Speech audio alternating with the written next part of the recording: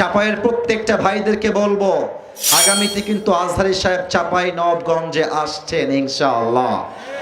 এবং আমি বিশ্বাস রাখি, আমি যেহেতু একদিক থেকে রাজশাহীর ছেলে, আমি আজহারী সাহেবকে একটা সুসংবাদ দিব এই হিসেবে, আপনি হয়তো পুরো বাংলাদেশ ঘুরেছেন, সব জেলায় প্রোগ্রাম করেছেন, সব বিভাগে প্রোগ্রাম করেছেন, বাট আমি আসিফ হুজুর আপনাকে ওপেনলি 100% চ্যালেঞ্জ দিয়ে বললাম, চাপাই নবাবগঞ্জের মাহফিল পুরো বাংলাদেশের সমস্ত মাহফিলকে হার মানিয়ে ফেলবে ইনশাআল্লাহ। এটা আমি আপনাকে গ্যারান্টি দিয়ে বললাম, কারণ চাপাইয়ের একটা জেলায় যে পরিমাণ তাফসীর মাহফিল হয়, পুরো রাজশাহী বিভাগে সেই পরিমাণ মাহফিল হয় না। এটা সেই চাপাইয়ের মাটি। আমার পাঠাগারদের প্রত্যেকটা যুবকদেরকে আল্লাহ তাআলা ইসলামের সৈনিক হিসেবে কবুল করুক, পড়েন সবাই আমিন। আসুন আমরা জাস্ট ফর্মালিটি হিসেবে রোজা নিয়ে কিছু কথা শুনবো, অ্যান্ড দেন কোরআন থেকে আমি একটা সূরার তাফসীর পেশ করব। সবাই একটা কাশি দেন। চাপাই নবাবগঞ্জের ভাইয়ারা, আপনাদের যে সাউন্ড আমি দেখেছি এই মাহফিলে, আমার মনে হয় আমার সামনে কেউ কাপুরুষের বাচ্চা নয়, সব বীর পুরুষের বাচ্চাগুলো আমার সামনে বসে আছে। কালায়ের রুটি খাই তো আমাদের গায়ে একটু জোর বেশি, ঠিক কিনা বলেন? তাকবীর দেন একবার, নারায়ে তাকবীর। আসুন আমরা কিছু কথা 5 মিনিট, জাস্ট 5 মিনিটস রমাজান নিয়ে শুনবেন, দেন সূরা থেকে তাফসীর পেশ হবে। আমার প্রিয় চাপাই নবাবগঞ্জের ভাইরা, আগামীতে আসছে রমাদান। আমি একটা প্রশ্ন করতে চাই সবাইকে, এবং উত্তর চাই বাঘের কণ্ঠে। আমাদের রোজা কবুল হয়ে যাক আল্লাহর কাছে, এটা আমরা সবাই চাই কি চাই না? মাশাআল্লাহ, আরেকবার সবাই চাই কি চাই না?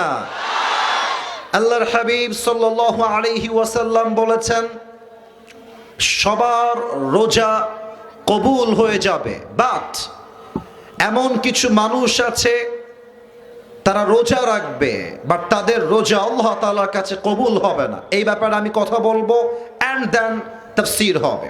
হাদিসে আসছে 5 ধরনের ব্যক্তি আছে এমন, যারা রোজা রাখে but there is no meaning of their fasting. তাদের রোজার কোনো সওয়াব হয় না, তাদের রোজার কোনো জাযা লেখা হয় না।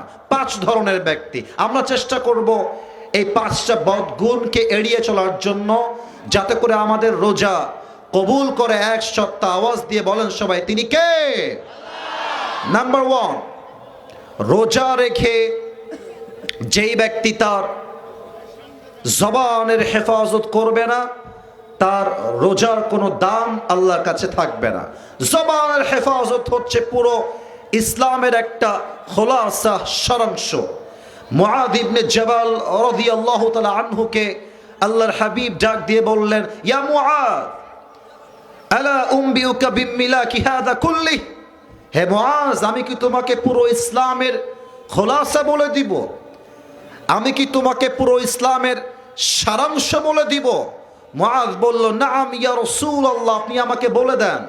এবার আমার দিকে সবাই তাকাবেন, আমি আপনাকে অভিনয় করে বোঝাবো আল্লাহর হাবিব কি বলেছেন পুরো ইসলামের সারাংশ। আমার চোখে চোখ, আমার চেহারায় সবাই এক নজরে তাকায় থাকবেন হাদিসটা বোঝার জন্য। আল্লাহর হাবিব জিহবা বের করলেন, আর মুআযকে ডাক দিয়ে বললেন, ইয়া মুআয কুফা হাযা, ইয়া মুআয কুফা হাযা। হে মুআয, তুমি যদি পুরো ইসলামের সারাংশ বুঝতে চাও, তোমার জবানকে হেফাজত করো, জবানকে কন্ট্রোল করো।